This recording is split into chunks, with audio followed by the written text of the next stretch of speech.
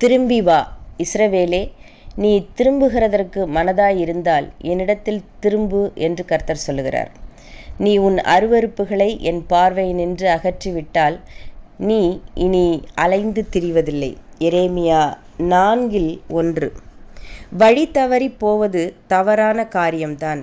ஆயினும் தேவன் வழி தவறி போனமைக்காக அல்ல, சரியான வழிகளுக்கு திரும்ப வரும்படியாக அவர் தருகின்ற வாய்ப்புகளை அலட்சியம் செய்வதினாலேயே தண்டிக்கின்றார்.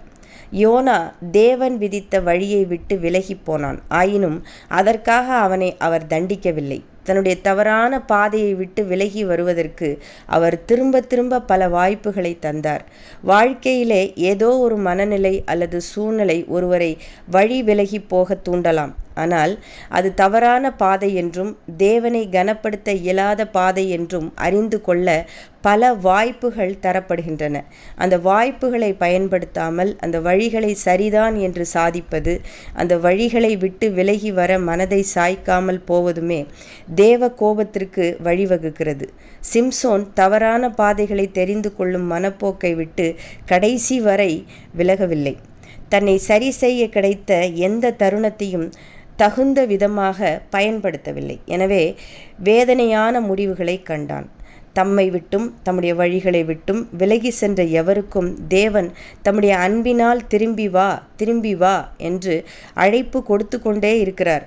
இயேசுவை விட்டு வெகு தூரம் விலகி போய்விட்ட ஒரு விதமான உணர்வை சீடனாகிய பேதுரு அவரை மறுதலித்த போது பெற்றிருக்கக்கூடும். ஆனால் இயேசு அவனை நோக்கி பார்த்தார். அந்த பார்வை அவனை மறுபடியும் தம்மை நோக்கி வந்துவிடு என்று அழைத்தது.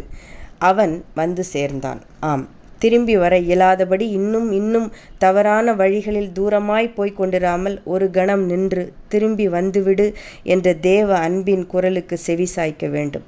திரும்பி போவது கடினமாய் இருக்கலாம். மறுபடியும் அந்த பழைய நல்ல பாதையில் போய் சேர இயலுமா என்ற தயக்கம் ஏற்படலாம். திரும்ப வேண்டும், திரும்ப போக வேண்டும் என்ற முடிவுக்கு வந்துவிட்டால் திருப்பிக் கொண்டு செல்லவும் சரியான பாதைகளில் வல்லமையாக நடக்க வைக்கவும் கர்த்தர் ஆயத்தமாயிருக்கிறார். சிந்தனைக்கு குறை சொன்னது யார் என்பதை இரண்டாவது பார். சொல்லப்பட்ட குறை உன்னில் உண்டா என்று முதலில் பார். ஆமென்.